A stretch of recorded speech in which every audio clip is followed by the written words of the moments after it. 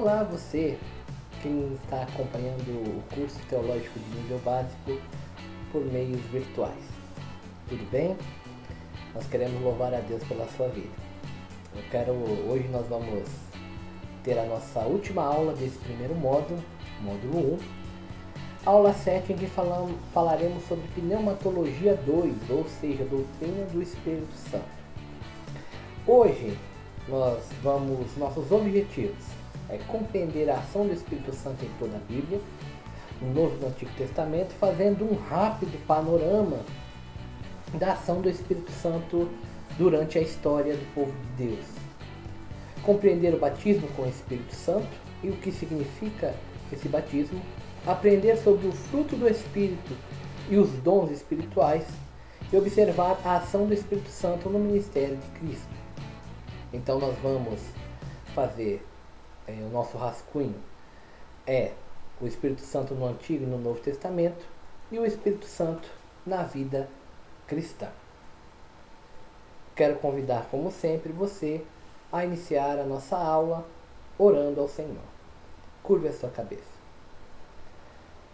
Senhor, nosso Deus e nosso Pai, em nome de Jesus nós entramos na Tua presença, agradecidos por mais esta oportunidade de aprender da Tua Palavra, de aprender sobre os Teus estatutos, Senhor.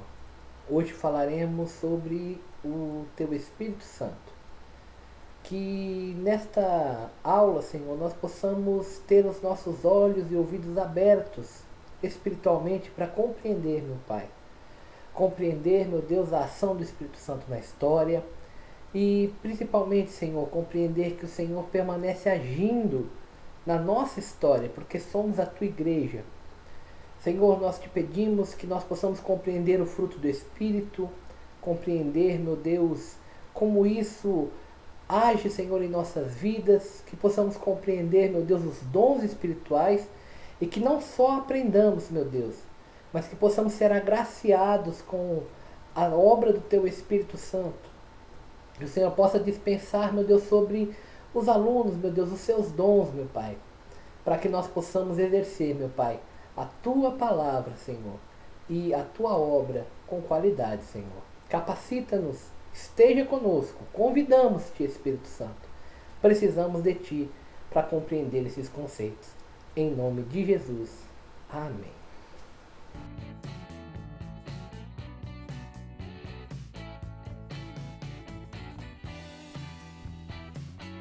O Espírito Santo é mencionado 85 vezes no Antigo Testamento. E nós vemos a sua presença desde a criação até o início do Novo Testamento. O Espírito Santo na criação, nós vemos, como já estudamos na aula anterior, que o Espírito de Deus pairava por sobre as águas, quando a terra ainda era sem forma e vazia. Nós vemos também na criação a ação do Espírito Santo, quando nós vemos façamos o homem a nossa imagem conforme a nossa semelhança, nós enxergamos aí também a ação do Espírito Santo junto com o Pai e com o Filho, junto com Deus e com o Verbo, com o Logos. Né? Os primeiros capítulos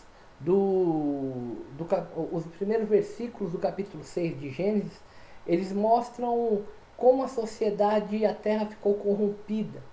Né? E diante de toda essa maldade, então, o Espírito reagiu de uma maneira contundente sobre os povos pré-diluvianos. Né? No capítulo 6, versículo 5 de Gênesis, vai dizer assim: Viu o Senhor que a maldade do homem se multiplicava sobre a terra, e que toda a imaginação dos pensamentos do seu coração era mal continuamente. E como isso se dá? Né? Nós vemos que a ação completa do Espírito Santo no Antigo Testamento está diretamente ligada ao que aconteceu, né, na era diluviana. Nos profetas, nós sabemos que uma das marcas do Espírito Santo nos profetas eram que eles profetizavam e pregavam a mensagem de Deus, né? Especificamente para os seus dias e para a sua geração. Então eles não falavam de si, e não interpretavam em si, eles falavam diretamente o que Deus tinha para o seu povo. Então Deus ungiu e escolheu homens, né, para o seu ministério, para anunciar a palavra do Senhor, né? Então vejamos, por exemplo, Ezequiel 2:2, que vai dizer: então entrou em mim o Espírito quando falava comigo. Então lembremos do que nós estudamos sobre o pré-Pentecostes, em que o Espírito Santo ele agia escolhendo pessoas especificamente para uma função determinada. Lembremos também quando falamos dos símbolos do Espírito Santo e quando nós falamos sobre Davi, que foi ungido com óleo. Um dos símbolos do Espírito Santo é o óleo, né? Porque ele foi escolhido para uma função determinada por Deus, para executar uma função determinada. Ele foi escolhido por Deus para executar aquela função. Então nós vemos a ação do Espírito Santo no Antigo Testamento, né? No Novo Testamento, nós vemos também a ação do Espírito Santo. Aí de uma forma mais contundente, principalmente pós-ressurreição de Cristo, né? Então, durante o período de silêncio profético, dos 400 anos do período profético, o Espírito Santo ficou em silêncio. Não havia manifestação do Espírito Santo, né? E o que acontece? Em Cristo, no Novo Testamento, a operação do Espírito Santo pode ser dividida em dois momentos. Um momento é durante o ministério de Cristo e outro é pós-ministério de Cristo, né? E aí, essa é uma ação sem precedentes na história. Por quê?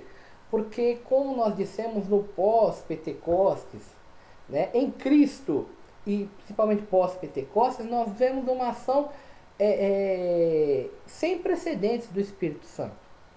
Enquanto em Cristo ele age por meio de Cristo, nós vemos que no pós-Pentecostes, em que ele começa a habitar no ser humano, nós temos ações diretas do Espírito Santo em diversas situações, e o relacionamento do Espírito Santo com a humanidade, com aqueles que creem em Cristo, ele é íntimo de tal forma em que nós temos a ação do Espírito Santo mais constante.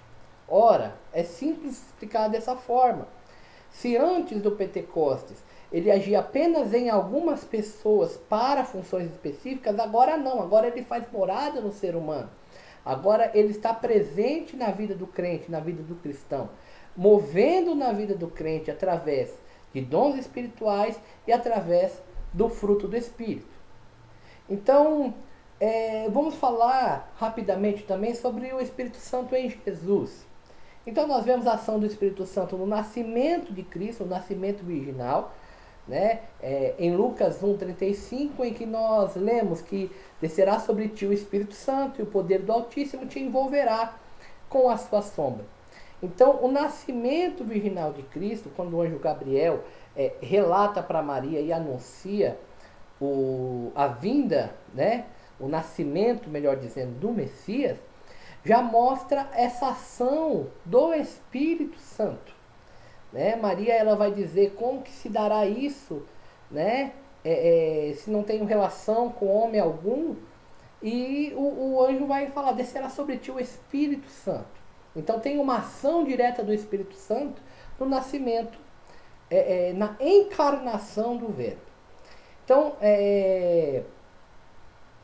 na identidade, né, de Cristo, nós vemos a ação do Espírito Santo no exemplo de Simeão, né, em que o Espírito Santo habitava, ou seja, ele ainda estava sobre essa era pré-Pentecostes, e ele foi, o Espírito Santo habitava nele, e lhe foi dada a revelação sobre Jesus. E Lucas 2:26 vai estar escrito, né, que revelara-lhe o Espírito Santo que ele não passaria pela morte sem antes ver o Cristo do Senhor. Então veja aí a ação do Espírito Santo anunciando a vinda de Cristo, dando essa promessa a Simeão sobre a vinda de Jesus. No batismo de Jesus, né, nós vamos encontrar aí outro elemento da ação do Espírito Santo, como nós já falamos na aula anterior, sobre o céu, né, que se abriu e o Espírito Santo desceu em forma corpórea de pomba, né? Essa foi a forma como João sabia que diante dele estava o Cristo. No ministério de Cristo nós podemos ver que Lucas 4,14 vai nos dizer que então Jesus, no poder do Espírito, regressou para a Galiléia e com a sua fama correu por toda a vizinhança. Então, o poder do Espírito, com esse poder, nós podemos dizer que dominou todos os inimigos do gênero humano. Então, poder sobre as enfermidades, poder sobre os demônios, poder sobre as circunstâncias, poder sobre a morte, poder sobre a natureza. Então, todas as ações de Cristo foram por meio do Espírito, né? E essa foi a ação do Espírito em conjunto com Cristo. Então lembre-se que na primeira aula nós falamos que o Espírito Santo ele trabalha em conjunto, né? Ele trabalha com o Pai e com o Filho, né?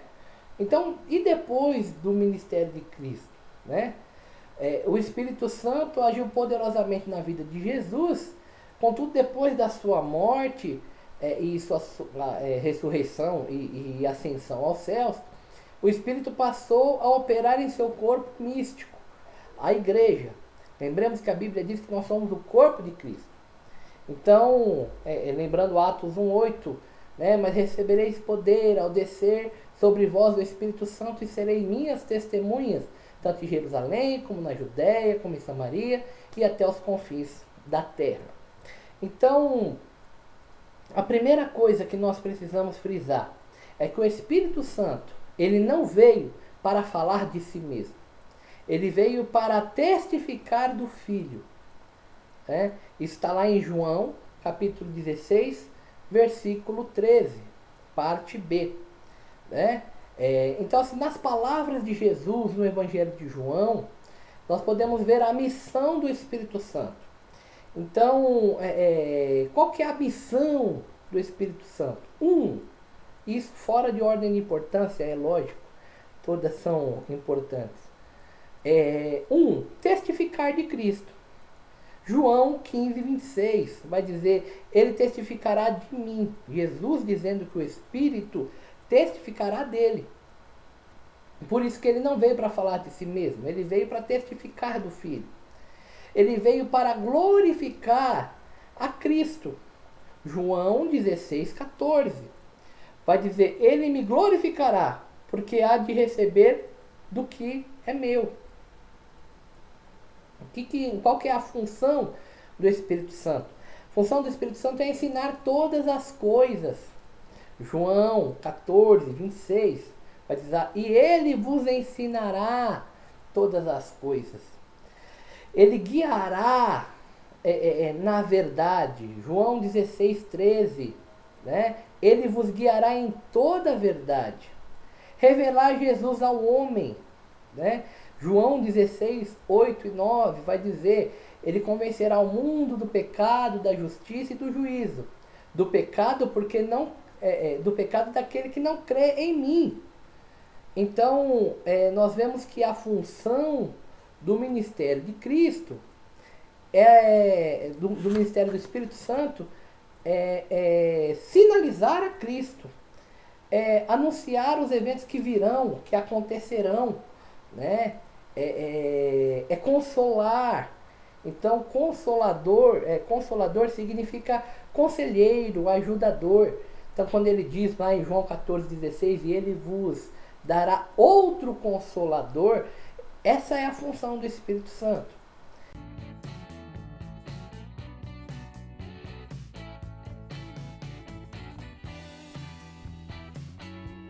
Então, após o ministério de Cristo, após a ação do Espírito Santo em Cristo, ele começa a operar na igreja.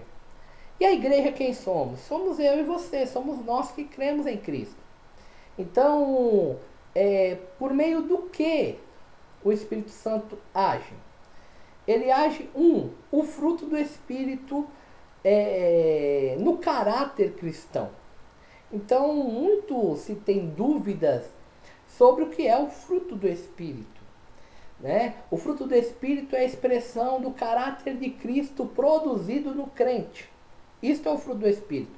É um conjunto de obras realizadas pelo Espírito Santo na vida do crente, a fim de desenvolver o nosso caráter semelhante a Cristo. Então, o fruto do Espírito, não são frutos, é o fruto, apesar de ter diversas partes, né?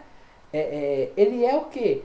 Essa expressão da mudança de vida, o conjunto das obras que o Espírito Santo vai fazendo na vida do cristão. Então, o fruto descrito no Evangelho de João, em Gálatas, sugere a unidade nas 9 diferentes qualidades deste fruto, ou seja, se refere a 9 qualidades do caráter de Cristo produzido pelo Espírito Santo no crente, na proporção em que esse se dispõe a andar em espírito como um novo homem, como uma nova criatura, que se reveste das qualidades da natureza divina. Então, o fruto do Espírito, ele é produzido pelo Espírito Santo no crente e se refere às qualidades de Cristo que o Espírito Santo trabalha em nós para que nós temos. Isto é fruto do Espírito. Então, o que é caráter? Caráter é o conjunto de traços particulares ou o modo de ser de um indivíduo que determinam a conduta e a concepção moral e a índole e a natureza de cada um. Então, como eu disse, o fruto do Espírito trabalha em nosso caráter, para que o nosso caráter esteja moldado e cada vez mais parecido com o caráter de Cristo. E quem trabalha em nós é o Espírito Santo. O Espírito Santo trabalha em nós, trabalha o nosso caráter através do fruto do Espírito, para que nós tenhamos essas qualidades que encontramos em Cristo, tenham em nossa vida. Então as pessoas sem Deus, elas tentam, num esforço descompromissado, provar a sua justiça, para se justificar e dizer que é digno de salvação pelo seu próprio mérito. Então a salvação pelas obras. Então eu faço boas obras para ser salvo, faço caridade, né? Mas essa tentativa ela é falha, pois sem Deus cai repentinamente nas suas próprias fraquezas, nas fraquezas do próprio ser humano. E não conseguem adquirir a salvação, porque a salvação não é por meio de obras. A salvação é por meio da fé, a fé em Cristo Jesus. Então nós podemos dizer, e precisamos sempre lembrar isso, que nós, assim como lemos lá em Tiago que a fé sem obras é morta, isso não há um conflito, como muitos tentam parecer. Que nós dizemos, vocês são salvos pela fé, mas como se Tiago estivesse contradizendo o que Paulo, que Pedro escreveu sobre a fé. Não. O que acontece é que nós fazemos a obra não para ser salvos, mas porque somos salvos. Então isso precisa ficar frisado em nossa mente. Nós fazemos as obras não para ser salvos. Nós fazemos a obra porque somos salvos. Porque somos salvos, o nosso caráter é mudado e nós começamos a praticar boas obras. Obras dignas de arrependimento. Então, nós precisamos lembrar que o fruto do Espírito é essa ação do Espírito Santo em nós para nos aproximar do caráter de Cristo. Então, a salvação ela está relacionada diretamente com o fato de nós assumirmos a culpa pelo nosso pecado, aceitar o perdão de Cristo, confessar publicamente seu nome e viver de um modo digno e diferente, ou seja, com arrependimento, com novidade de vida. Portanto, viver pelas obras não me faz alcançar a salvação. E eu preciso que o Espírito Santo trabalhe em mim para que, através do fruto do Espírito, o meu caráter seja parecido com o caráter de Cristo. Quando nós vivemos pelas obras, nós não assumimos a nossa culpa, nós não aceitamos a Cristo verdadeiramente, nós não vivemos de um modo digno. Então vejam, se eu aceito verdadeiramente a Cristo, se Cristo faz uma mudança em mim, essa mudança é uma mudança completa. Então muda a minha disposição, muda. Então eu deixo de ser pecador para ser justificado, muda. Mas juntamente com isso, o meu modo de viver precisa ser mudado para ser um modo digno, de acordo com a vontade de Deus, porque isso é arrependimento. Isto é conversão. Então, como a Bíblia vai dizer, pelos vossos frutos os conhecereis. Então, quando você conhece um cristão, né, você conhece pelos seus frutos, por aquilo que ele faz. Não que o que ele faça o salve, mas por ele estar salvo, por ele ser salvo, por ele ter passado por um encontro verdadeiro com Cristo, a disposição sua foi modificada. Ou seja, o seu modo de vida não é mais como andava antigamente. Então ele vive em novidade de vida. Os estudiosos da Bíblia colocam bem essa situação, dizendo o homem não tem condições próprias de voltar-se para Deus, porque a sua natureza é corrompida pelo pecado e que o impede de se aproximar de Deus. Né? Então, vejamos o que a Bíblia vai dizer em João, capítulo 15, versículo 2, 4 e 5, vai dizer assim, ó. O ramo não pode produzir fruto se não estiver na videira. Tampouco vós podeis produzir frutos se não permanecerdes em mim. E aí no versículo 5 ele vai dizer, porque sem mim nada podeis fazer. Portanto, para que o Espírito Santo realize a obra no homem, é necessário que este creia no Evangelho e assuma uma nova vida com Deus, né, para receber ajuda espiritual. Porque todo ramo que produz frutos, ele limpa, para que produza outros frutos melhores ainda, para que produza mais frutos. Mas nós só podemos produzir frutos se estivermos enxertados na videira verdadeira, que é Jesus Cristo. Então esse texto deixa muito claro o primeiro passo que deve ser tomado pelo homem interessado em mudar de vida, que é largar a sua velha natureza corrompida e começar a produzir frutos com Cristo. Né? Então Deus, pelo seu Espírito Santo, limpa o homem para que nós produzamos mais ainda. Isso é o fruto do Espírito. Então, como uma árvore, o cristão deve ser conhecido pelo fruto que ele produz. Então, o fruto que nós produzimos. Quando alguém aceita a Cristo, deve estar ciente da rendição da sua vontade. Ele deve estar ciente que nós vivemos para viver a boa, perfeita e agradável vontade de Deus. E compreender que as nossas vontades são vontades egoístas e más, corrompidas pelo pecado. E as do Senhor não, são boas, perfeitas, agradáveis e atendem o bem-estar nosso coletivo. Por isso o Espírito Santo nos ajuda na caminhada quando vivemos nele. Outra questão é que o verdadeiro cristão não deve ser apenas conhecido pelos seus dons espirituais ou ministerial, antes pelos frutos que produz. Né? Convencionou-se para algumas pessoas que o dom espiritual mostra o caráter cristão. Só que não são os dons espirituais, como nós vamos falar agora à frente, que mostram o caráter cristão, mas o fruto do Espírito. São duas coisas diferenciadas. O fruto do Espírito de um lado e o dom espiritual para outro. Enquanto o fruto do Espírito é para o caráter seu, para o caráter cristão, então o Espírito Santo me dá frutos para que eu mude em mim mesmo, através do Espírito Santo. O dom espiritual, como nós vamos falar aqui na frente, ele é para o exercício do ministério.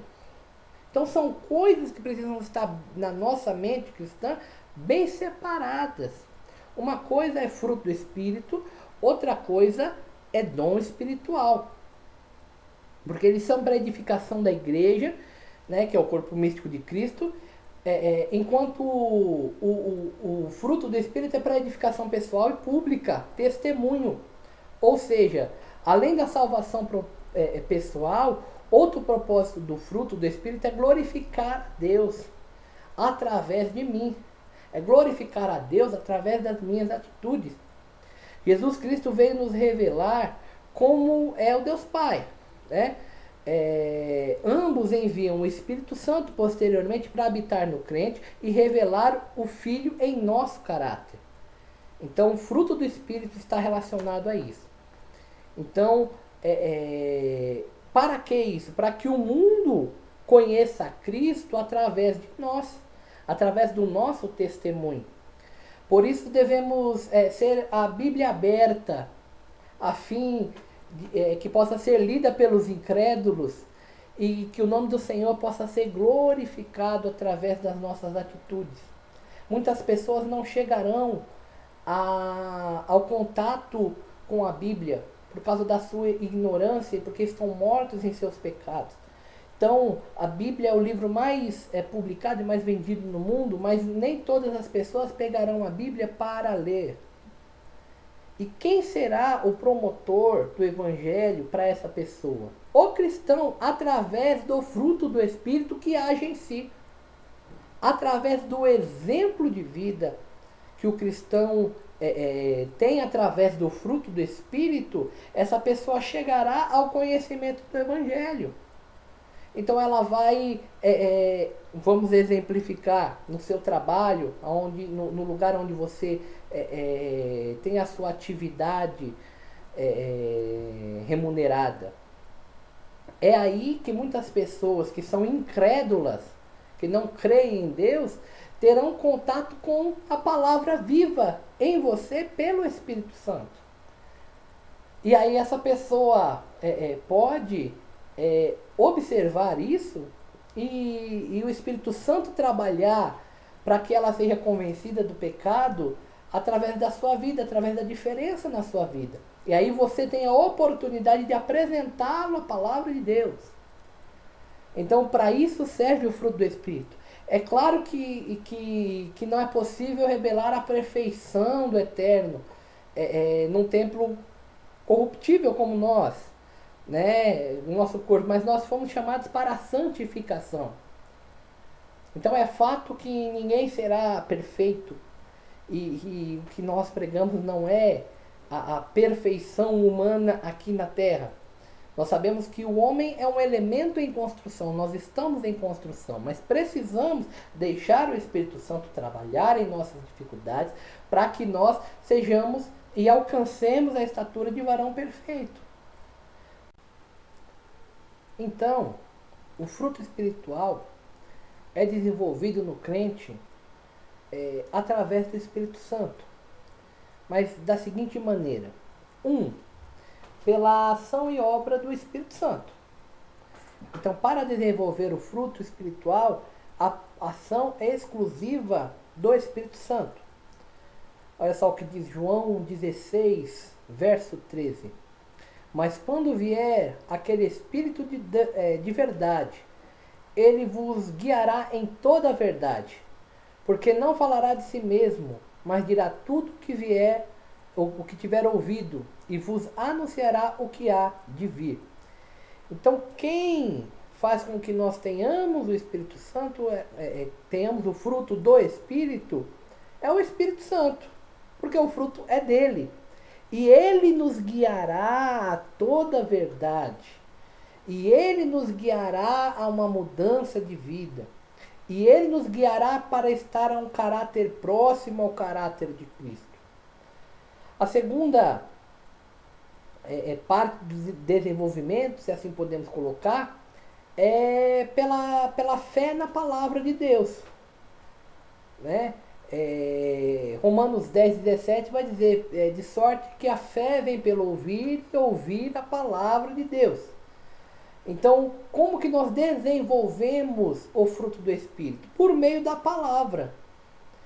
Vamos relembrar que o verso anterior que fala do Espírito Santo vai dizer que o Espírito nos guiará em toda a verdade, não falará de si mesmo, mas anunciará o que há de vir. Então ele nos guiará pela palavra. Então não há fruto do Espírito sem a palavra de Deus, sem a ação do Espírito Santo por meio da palavra. Então é a ação do Espírito Santo por meio da palavra. 3. Na busca pelo conhecimento. Então Oséias 6:3 vai dizer, conheçamos e prossigamos em conhecer ao Senhor. Né? Segundo a Pedro, capítulo 3, versículo 18, vai dizer, antes crescei na graça e no conhecimento do nosso Senhor e Salvador Jesus Cristo. A ele seja dada a glória, assim agora como no dia da eternidade. Amém. Então, para obter o fruto do Espírito, precisa ser pelo Espírito Santo, através da palavra e na minha busca pelo conhecimento. Então, a ação de buscar o fruto do Espírito passa pelo meu desejo em obter o conhecimento, no crescimento da graça e do conhecimento do nosso Senhor e Salvador Jesus o Cristo. Uma outra ação é pela comunhão, do ajuntamento. Então, através da comunhão é que nós somos estabelecidos e somos instigados e somos encorajados a buscar o fruto do Espírito. Porque é nas ações, juntamente com outros irmãos, o que a Bíblia vai dizer, uns aos outros, que nós temos essa ação de utilizar o fruto do Espírito. Né? Veja o que a palavra vai dizer, por exemplo, em Atos 12:12, vai dizer, e considerando ele nisto, foi à casa de Maria, mãe de João, que tinha por sobrenome Marcos, onde muitos estavam reunidos e oravam. Atos 12:12. Então aqui nós estamos falando quando Pedro estava preso, e a igreja se reuniu para orar por ele. Através da comunhão da igreja, através da comunhão do corpo de Cristo, o fruto do Espírito ele é estabelecido em nós. Quando nós falamos do amor, da caridade, da bondade, que nós vamos tratar já já sobre cada um dessas partes do fruto do Espírito, nós fazemos isso em comunidade. Nós fazemos isso em conjunto. Hebreus 10:25 vai dizer que nós não devemos deixar de nos congregar, como alguns fazem. Então, esse item nos mostra, por exemplo, por que nós não podemos ficar desigrejados, sem igrejas, porque a igreja é um organismo vivo e há a necessidade desse relacionamento interpessoal. Esse relacionamento interpessoal faz com que nós, o Espírito Santo em nós, trabalhe para que o nosso caráter seja chegado a Cristo. Não tem como produzir fruto do Espírito sozinho. Não tem como produzir fruto do Espírito afastado da irmandade. Porque é na convivência diária, é na convivência em que nós podemos aplicar o fruto do Espírito, ser instigados, ser encorajados a usar o fruto do Espírito. Então, como que eu posso usar o amor? Eu uso o amor quando é comunicado aos santos as suas necessidades e eu oro, eu estou o quê? Eu estou exercitando o amor. Eu estou exercitando a caridade. Quando algum irmão está em necessidade e eu tenho essa condição de ajudá-lo, eu estou exercitando isso. Como exercitar longe da irmandade?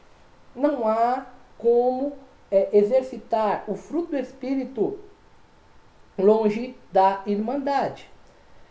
Por meio também da prática da palavra. Então, não apenas no conhecimento, mas na prática da palavra. Tiago 1, 22, 23 vai dizer assim: e sede cumpridores da palavra e não somente ouvintes, enganando-vos a vós mesmos. Porque se alguém é ouvinte da palavra e não cumpridor, é semelhante ao homem que contempla ao espelho o seu rosto natural. Então, como que se produz fruto do Espírito?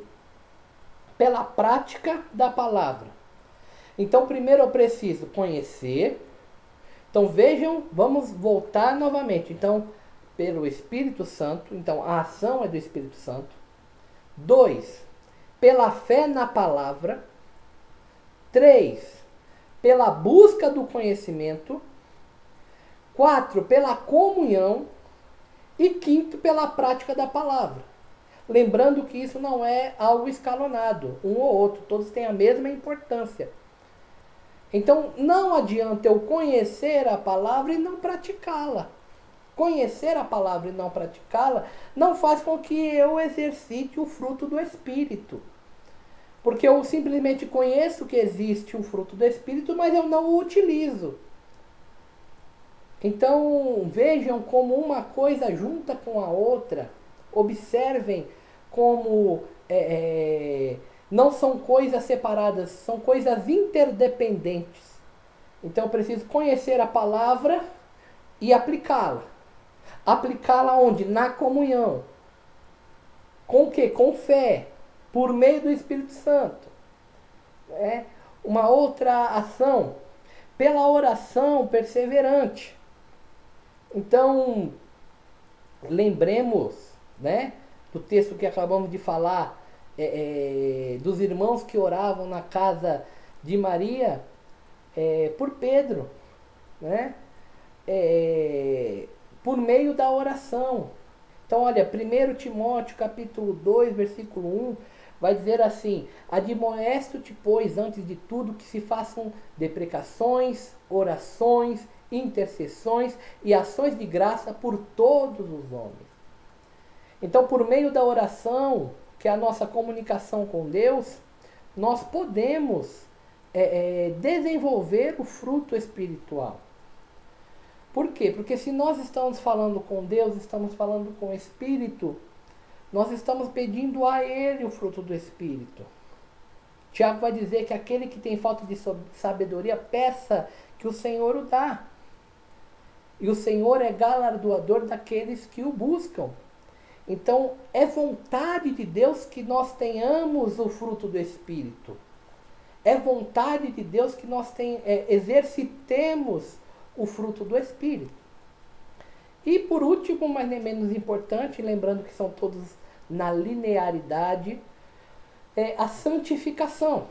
Então, Romanos capítulo 6, versículo 22, vai nos dizer: agora, libertados do pecado e feitos servos de Deus, tende o vosso fruto para a santificação e, por fim, a vida eterna. Então, o fruto do Espírito, ele nos liga a ter uma vida santificada, separada. Então, lembremos novamente, o fruto do Espírito é para que nós tenhamos o caráter de Cristo. Nos junta ao caráter de Cristo.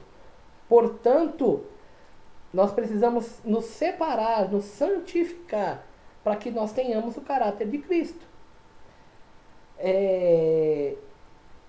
Observemos a necessidade disso para a nossa vida pessoal, para a vida cristã cotidiana. É necessário que nós utilizemos, que nós exercitemos o fruto do Espírito. Então, nós precisamos praticar essas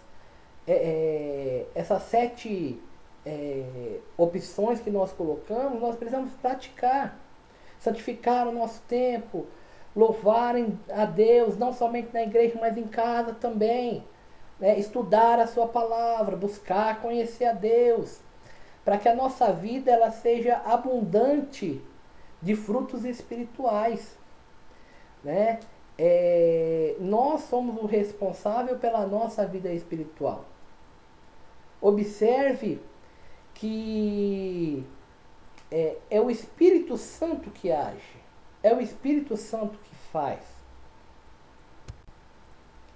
Então, observemos que a igreja primitiva, os irmãos estavam sempre reunidos na comunhão, no partir do pão, na oração, né? Ou seja, na vida em comum, a igreja se envolvia intensamente no ministério da oração, da palavra. Então, é importante nós frisarmos para o nosso dia de hoje que quando nós somos ausentes no Senhor, o mundo se volta contra nós mesmos. Isso não tem nada a ver, não é maldade de Deus, não é porque Deus é ruim, né? É um fator simples de compreender. Menos natureza de Cristo em mim, mais natureza pecaminosa em mim. Lembremos do que a Bíblia diz sobre a luta entre a carne e o sangue, entre a carne e o espírito. Então, quanto mais de Deus eu tenho, menos da carne eu tenho. Quanto mais da carne eu tenho, menos de Deus eu tenho. Então, o grande perigo de deixar de se congregar, o grande perigo de deixar de ler a palavra, o grande perigo de deixar a nossa fé se esfriar, o grande perigo de não deixar o Espírito Santo trabalhar em nossas deficiências é justamente esse. Porque a nossa natureza pecaminosa, ela cresce e o nosso relacionamento com o Espírito Santo baixa. Então a nossa vida espiritual fica raquítica. Então o fruto do Espírito, ele precisa ser buscado por mim e por você, né? Muitos, como a Bíblia diz, se entregam às suas paixões, mas nós não precisamos ter uma vida regrada pelo Espírito Santo. Então, se nós queremos ter uma vida tranquila e sossegada, nós devemos orar, interceder, evangelizar, continuar pregando com a nossa vida espiritual, com o nosso fruto espiritual ativo a cada dia, buscando executar a palavra de Deus, buscando o caráter de Cristo que nos dá o fruto do Espírito. Mas vamos colocar as 9 qualidades do fruto do Espírito, de acordo com Gálatas 5, 22 e 23, que fala sobre o fruto do Espírito. Então, lembrando que o fruto do Espírito, né, o fruto do Espírito, segundo Gálatas 5, 22 e 23, vai dizer, é amor ou caridade, alegria ou gozo, paz, paciência, que é longanimidade, benignidade, bondade, fidelidade, mansidão e temperança, que é domínio próprio. Então, tudo isso são qualidades que nos fazem ficar mais próximos ao caráter de Cristo. E o Espírito Santo trabalha em nós para estarmos mais próximos. Então, começando a falar sobre caridade, sobre amor, né? Nós podemos dizer que existem pelo menos 3 tipos de amor, né? Um é o amor que nós chamamos de amor ágape, né? Ágape é uma palavra grega que significa amor abnegado, amor profundo, amor constante, que é o amor de Deus lá de João 3,16. Né? É indicado por essa palavra grega lá em João 3,16, porque Deus amou o mundo. Então esse amor é ágape. Nele se tem a origem do perfeito, do amor perfeito. Então todo conhecimento finito que se tem sobre o amor, nele, em Cristo, é infinito e perfeito, porque Deus é amor. Paulo também faz menção do amor ágape em 1 Coríntios, capítulo de número 13. Então devem ser buscados em todo o tempo para que vivemos através de orações e súplicas. O segundo tipo de amor seria o amor filéu, né? Que significa, essa palavra grega significa amor fraternal ou bondade fraternal ou afeição. É um amor fraterno, em que encontramos, por exemplo, em 2 Pedro, capítulo 1, versículo 7. E tem-se referência a esse amor ao amor humano encontrado na amizade, no afeto, e depende de uma relação recíproca.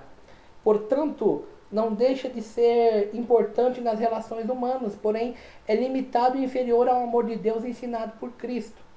Então, esse amor filéu, ele é o amor que nós temos no dia a dia, que há a necessidade de uma reciprocidade. E por fim, o amor eros não é um amor mencionado na Bíblia, mas é difundido entre os estudiosos, né? Que seria o amor físico, ou seja, proveniente dos sentidos naturais, paixões, né? Pode ser encontrados na relação marido e mulher. Naturalmente ele nasce de um olhar, de uma motivação sentimental, de um amor que pode, nem todo tempo mas pode ser interesseiro, temporário, egoísta, né? E é limitado à concupiscência dos olhos. Então o amor divino, o amor ágape, é um dos aspectos do fruto espiritual que revelam a perfeição divina, porque foi manifestado também através da pessoa de Cristo, né? Ao que nós podemos ver em Lucas, capítulo 10, versículo 27. Então o amor divino, o amor ágape, ele é o amor para com Deus, amor para com o próximo e o amor próprio. Então, o amor para com Deus. Nós vamos ver em 1 João, capítulo 4, versículo 19, que diz que ele nos amou primeiro. E por direito nós devemos amá-lo de todo o nosso coração, de toda a nossa alma, de todas as nossas forças, do nosso entendimento, né? Do nosso intelecto, vontade, força e emoção, né? Que é o que nos faz pessoas. Quando lemos a Bíblia, nós percebemos que tudo que se conhece sobre amor é iniciativa divina. Tudo. Né? E, portanto, o modelo de amor perfeito é o amor de Deus. O seu mandamento é o amor produzido por Jesus em Lucas 10, 27, que ensina como devemos amá-lo. E vai dizer que é de todo o coração, ou seja, sensibilidade, de toda a nossa alma, ou seja, da nossa vida espiritual, de todas as nossas forças e entendimento, intelecto. Então, dessa forma, nós somos incentivados a amá-lo não de lábios, de palavras, ou apenas com sentimento. Então, amar a Deus pressupõe amar o seu mandamento, as suas verdades, suas regras, a sua palavra. O Espírito Santo dentro de nós nos dá poder para capacidade para que por meio da palavra em que nós somos enraizados, as nossas raízes estão firmadas, fundamentadas no amor, nós compreendamos a magnitude das bênçãos desse amor, né? E conheçamos o amor de Cristo para sermos plenamente cheios de Deus. Então, esse é o amor para com Deus. Agora, esse amor ágape também abrange o amor para com o próximo. Então, por mais que o amor fíleo ele haja necessidade de reciprocidade, não quer dizer que o nosso amor como irmãos em Cristo deve ser fíleo. Nosso amor precisa ser ágape, né? Então, o Espírito Santo ele tem grande interesse em produzir em nós o amor ágape. Mas nós devemos amar primeiramente a Deus, né? Para que o recebamos e recebamos o seu Espírito Santo, para que nós sejamos aperfeiçoados em amor. E o amor e é esse amor que nos capacita a amar até mesmo os nossos inimigos. Então vejam, o que é o amor ágape? Ele é o incondicional, sem condições. Quando Jesus disse que nós devemos amar até os nossos inimigos, nós estamos falando sobre um amor ágape. Justamente porque você não tem o porquê amar essa pessoa. Mas esse amor precisa ser incondicional, independente das condições, independente das situações. Nós precisamos amar. E o amor próprio, né? Nós dividimos aí o amor em três fases, vamos dizer assim, que não é aquela questão de você ser egoísta, mas é aquele amor capaz de você reconhecer sua satisfação, sua felicidade pessoal na obra redentora de Cristo, por nós mesmos, na obediência da sua palavra, na comunhão e na pessoa de Cristo, né? Esse amor ágape derramado em nosso coração nos leva ao cuidado do nosso templo espiritual, ao cuidado do nosso corpo, da nossa vida pessoal e da nossa vida com Deus. Então nós precisamos nos amar, ou seja, compreender essa obra redentora de Cristo, né? E através dela ter uma obediência à sua palavra para cuidar de nós mesmos. Lembremos o que Paulo escreve ao Timóteo, ele diz assim, cuida de ti mesmo e da doutrina. Então ele está dizendo, cuida de você mesmo, cuida da sua vida espiritual, tenha amor espiritual por você mesmo. Você precisa se amar espiritualmente para cuidar da sua vida. Cuide da sua vida espiritual. O segundo ponto, né, do fruto do Espírito é a alegria ou gozo, que vai vir aí da palavra grego chara. Então, independente das circunstâncias, esse fruto, quando manifesta a alegria, ele revela a obra do Espírito Santo no interior do crente. Essa alegria não se confunde com essa alegria que nós temos aqui na terra, porque ela provém de Deus e é a qualidade de pleno prazer, mesmo nas adversidades. Por isso que nós sempre dizemos que o crente ele está feliz independente das suas circunstâncias, porque ele consegue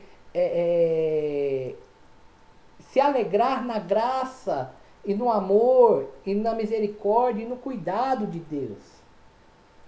O terceiro ponto do fruto do Espírito é a paz, que vem do grego eirene, que significa, vamos contextualizar, quando Jesus ele veio ao mundo, ele declarou que não haveria paz na terra, né? Vamos ver isso lá em Mateus capítulo 24. Mas a paz que nós estamos falando é a paz que é produzida na vida do crente pelo Espírito Santo a partir do nosso novo nascimento, que nos capacita para passar pelas dificuldades mais profundas e cultivar a nossa fé e esperança em Deus. É a paz que nós podemos ver que Jesus diz que ele nos dá a paz que o mundo não pode dar. Não é uma paz voltada para circunstâncias e para situações. É a paz de estar em paz com Deus, porque Cristo nos reconciliou. Então, a obra de Cristo nos fez ter paz com Deus.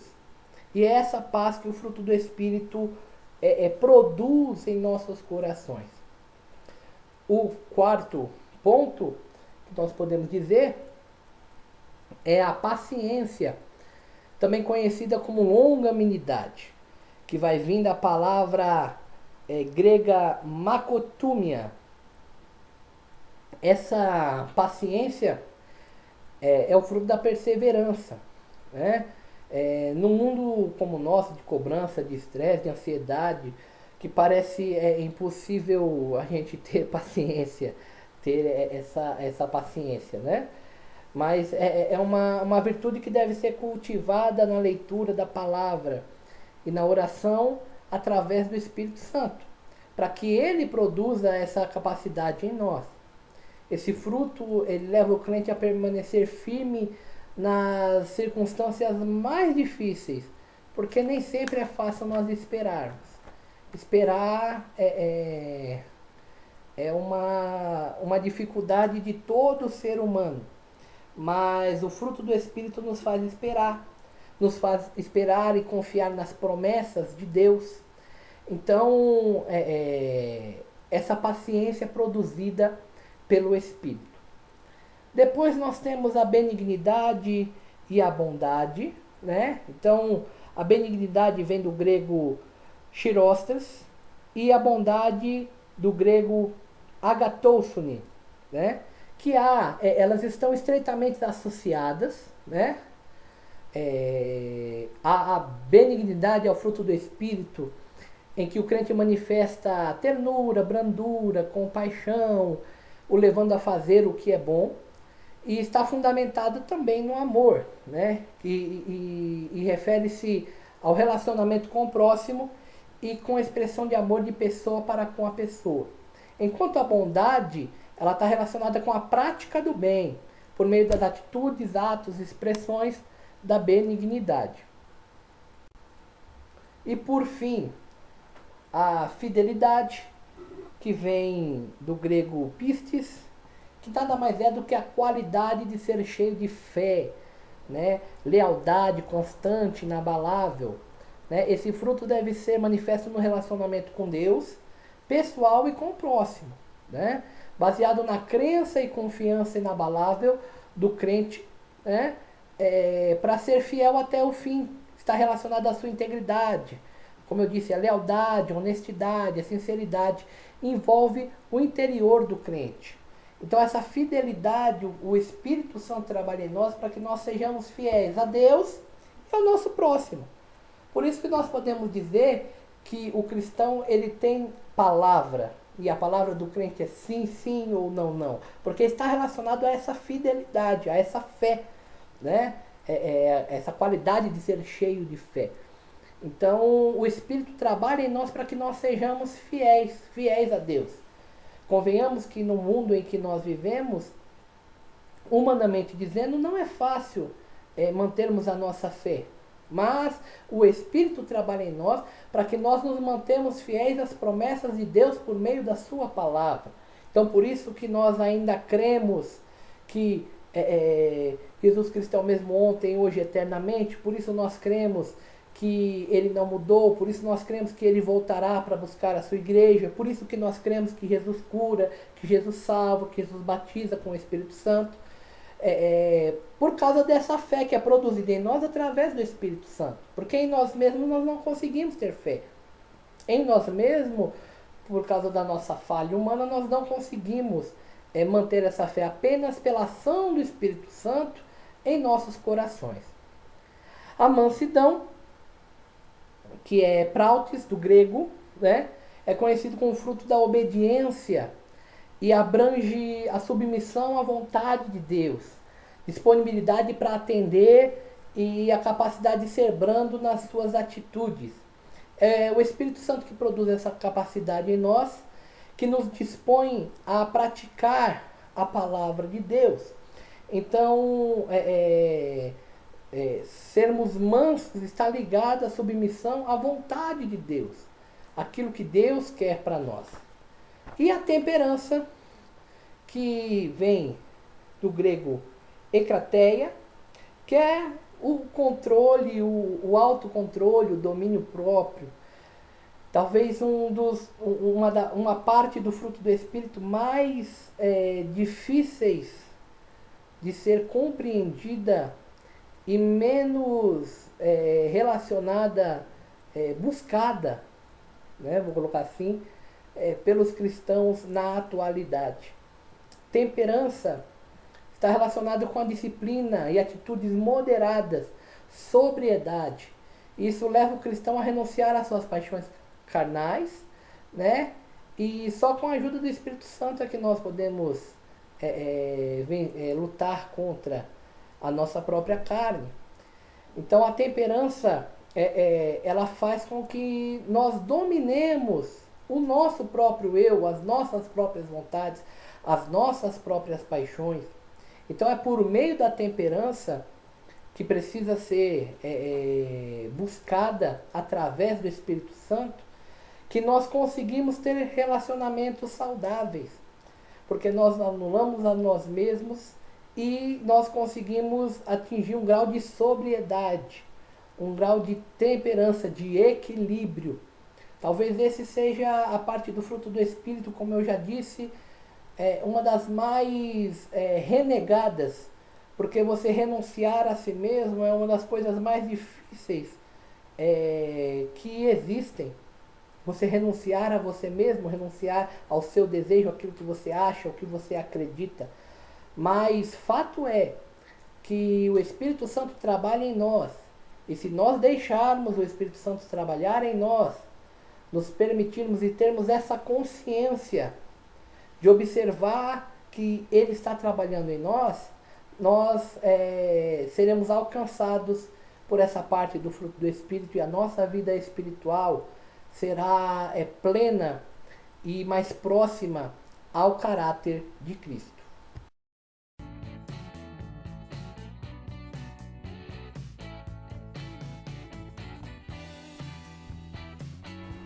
Então vamos falar sobre o batismo com o Espírito Santo? Então a grande pergunta é: será que o Espírito Santo age da mesma forma como ele agia na vida dos apóstolos no início da igreja primitiva? Ou será que essas operações foram reservadas exclusivamente para a igreja dos primórdios? Né?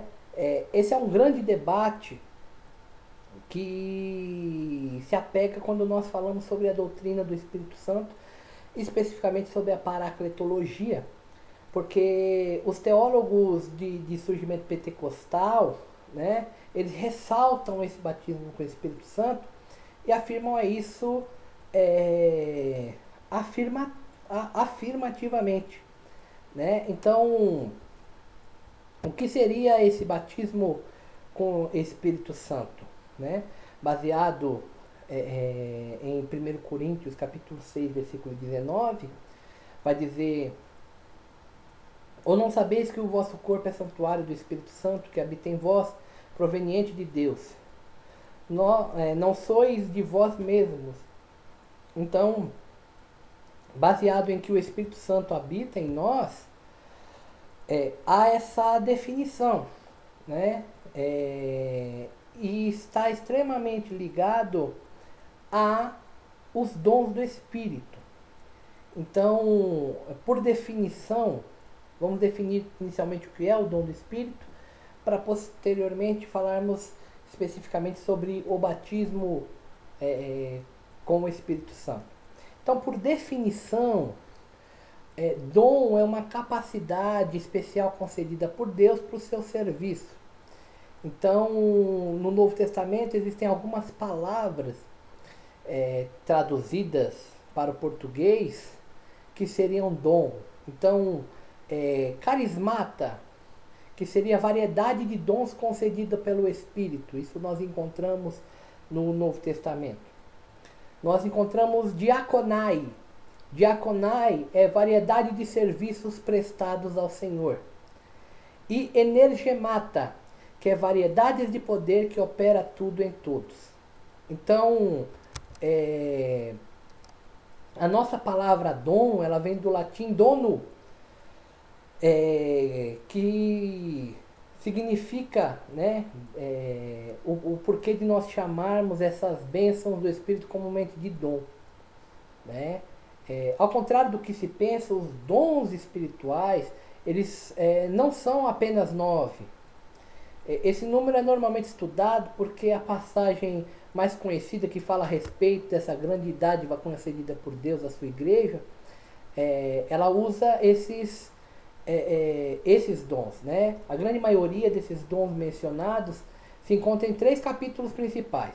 Então, Romanos capítulo 12, 1 Coríntios capítulo 12 e Efésios capítulo 4. Há também outros textos cujas informações preenchem outros importantes detalhes. Então, 1 Coríntios 13, 1 Pedro 4 e tudo mais. Então, nós vamos colocar aí essa tabela, vamos colocar assim, você vai acompanhar na sua apostila, na página 60, que vai mostrar os dons citados em Romanos, Efésios e Coríntios. Né?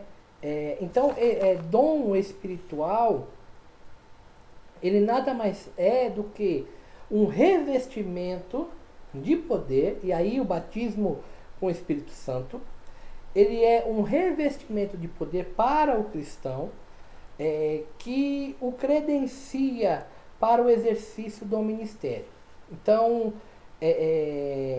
os estudiosos do Novo Testamento, principalmente pentecostais, eles vão acreditar no que nós chamamos de continuismo dos dons. Ou seja, assim como os dons atingiram a igreja primitiva, eles nos seguem até os dias de hoje. Isto é continuismo. Então os dons permanecem na igreja. E nós vamos ter os cessacionalistas, uma outra corrente teológica que acredita que os dons eles foram dados à igreja primitiva para um propósito específico para aquele momento. Então grande parte das igrejas reformadas, as igrejas tradicionais, vamos colocar assim, elas vão acreditar que os dons eles cessaram. Eles cessaram para a igreja primitiva porque eles foram dados para a igreja para a propagação do evangelho e expansão do evangelho naquele momento. Os pentecostais já vão acreditar no continuismo dos dons, ou seja, que os dons eles permanecem na igreja até o dia de hoje. Muito se fala também sobre a questão do batismo com o Espírito Santo, e precisa ser bem frisado isso para todos nós. Então, todo cristão, todo crente, quando ele ingressa no Evangelho, ele recebe o Espírito Santo, ele é selado pelo Espírito Santo. Ou seja, ele é batizado pelo Espírito Santo, ou seja, imerso dentro da sociedade dos irmãos, ou seja, da igreja. Então, as pessoas perguntam, eu sou batizado pelo Espírito Santo? Então, sim, se você é um cristão e você teve uma conversão verdadeira e você tem o Espírito Santo dentro de você, você foi batizado, imergido dentro da sociedade cristã, ou seja, dentro da igreja cristã, você tem o Espírito Santo. Agora, o batismo com o Espírito Santo, como difundido pelos pentecostais, ele é uma segunda bênção. Ele é uma bênção posterior à conversão, em que o cristão é imergido nos dons espirituais. Então, os dons espirituais precisam ser lembrados que essas manifestações elas são concedidas pelo Espírito Santo de Deus para o que for útil e para benefício da igreja. Então são dons que Deus dá a pessoas específicas para o exercício do benefício da igreja. Vamos dar um exemplo, a profecia. A profecia é um dom em que Deus usa alguém, dá esse dom a alguém, para que essa pessoa diga da sua palavra para alguém determinadamente através de profecia. Nós enxergamos no Novo Testamento, melhor dizendo, essa situação sobre profecias, né? Que a igreja primitiva profetizava, e isso é consenso entre todos os teólogos. A grande diferença é se a pessoa crê que os dons permanecem até hoje ou se os dons cessaram na igreja primitiva. Então os dons são para a edificação da igreja. Os dons espirituais são para o exercício ministerial. Então vejamos, a exemplo, alguns dos dons listados em Romanos, Efésios e Coríntios, né? Então, ensino, exortação, liderança, sabedoria, conhecimento, cura, milagres, línguas, interpretação de línguas, administração, que é o governo, presidência. Então, esses seriam qualidades que o Espírito Santo concede à pessoa para que ela exerça o trabalho para o benefício da igreja.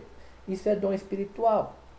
E o dom espiritual, ele é a ação da pessoa, do Espírito, da pessoa do Espírito Santo no indivíduo, capacitando-o para o exercício ministerial. Então, o Espírito Santo dá à igreja, que seria esses dons concedidos, essa variedade, dividindo-se entre dons do Espírito, dons de serviço e dons de poder. Fato é que quando nós falamos do batismo com o Espírito Santo, existe também uma certa divergência entre os teólogos, né? Mas fato é que o Espírito Santo trabalha na igreja e que ele trabalha no indivíduo para o benefício da igreja.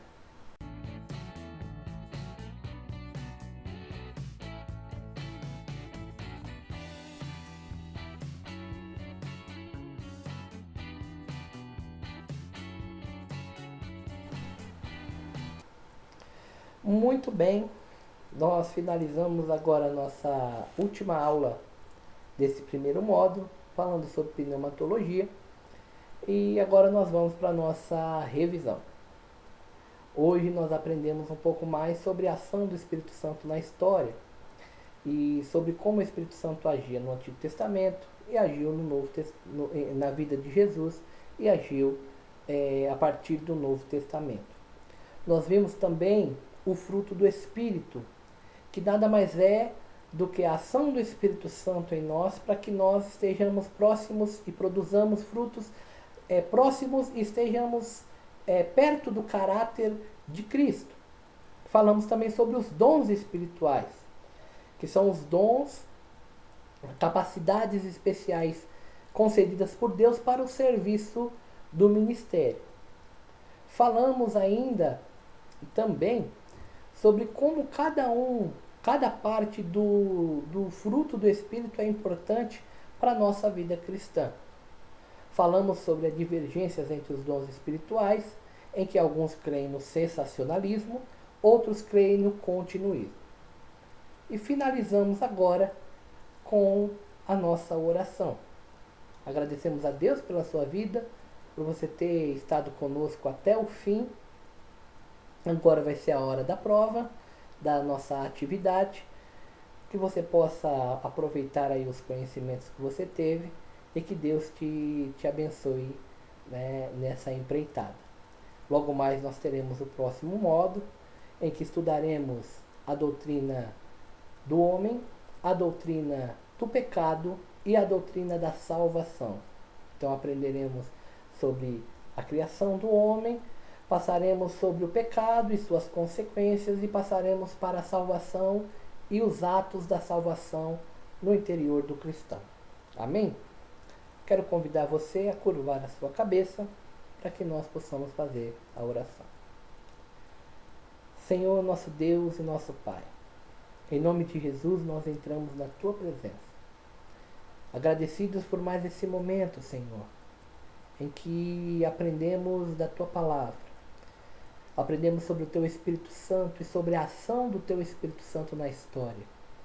Nos maravilhamos por ver, Senhor, o Teu Santo Espírito trabalhando na história da humanidade.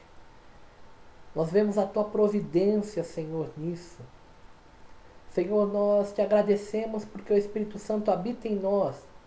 E por habitar em nós, o Espírito Santo nos dá o fruto do Espírito, para que o nosso caráter seja aperfeiçoado, para ser semelhante ao caráter de Cristo. Obrigado por essa providência, Espírito Santo. E nós Te pedimos, continua trabalhando em nossos corações para que o nosso caráter seja aprimorado a cada dia. Sabemos que nós em nós mesmos não podemos e em nós mesmos não somos fáceis. Mas nós Te agradecemos porque o Senhor não desiste de nós. Porque o Espírito Santo está trabalhando em nossos corações. Obrigado por isso, Senhor. Obrigado porque o Senhor dá dons à igreja para o serviço, para o ministério. Obrigado, Senhor, por esse revestimento espiritual que o Senhor dá aos Teus filhos. Senhor, que nós possamos ser alcançados. A tua palavra diz que aquele que quer, peça e o Senhor dá. E nós te pedimos, Senhor, que sejamos aperfeiçoados por essas ferramentas especiais, Senhor, para a função do teu ministério, do crescimento da tua obra, da tua igreja, Senhor. Que os teus dons possam ser derramados sobre cada um, Senhor, sobre cada um de nós. Que nós possamos ser, meu Deus, ministrados e os dons do Espírito Santo possam alcançar a nossa vida, Senhor, porque o que nós queremos é trabalhar para Ti, Senhor. Nós te louvamos, nós te amamos, nós te adoramos, nós te pedimos, nos ajuda a usar o amor, Senhor, que o nosso amor seja ágape, para com os nossos irmãos, para com o Senhor, para com nós mesmos, para com os nossos inimigos, Senhor. Senhor, que o nosso coração seja invadido por Teu amor e que todas as nossas ações sejam feitas em amor, Senhor. Nós te louvamos, Pai amado. Te louvamos, Espírito Santo, por se relacionar conosco. Nós glorificamos ao Teu nome, Senhor. Obrigado, Pai, porque o Senhor é o mesmo ontem, hoje e eternamente. Nós te louvamos, Senhor, porque o Teu Espírito habita em nós e nós podemos sentir o Teu Espírito Santo, Pai. Em nome de Jesus, nós te agradecemos. Que nós possamos estar firmes, Senhor. Firmes, meu Deus, no conhecimento da Tua palavra. Que possamos prosseguir, meu Pai amado, conhecendo a Tua palavra e nos relacionando contigo, Senhor. Em nome de Jesus, nós te agradecemos. Amém. Glória a Deus. Eu quero finalizar lembrando a você que nós teremos outras atividades, mas encorajando você. Nós tratamos, nessas duas últimas aulas sobre uma doutrina muito especial, sobre o Espírito Santo, o nosso Consolador, o nosso Paráclito. Eu quero incentivar você, busque a presença do Espírito Santo, busque o fruto do Espírito, busque os dons espirituais, porque é isso que Deus tem para a nossa vida. Louvamos a Deus pela sua vida e até uma próxima aula, querendo Deus. Fiquem na paz.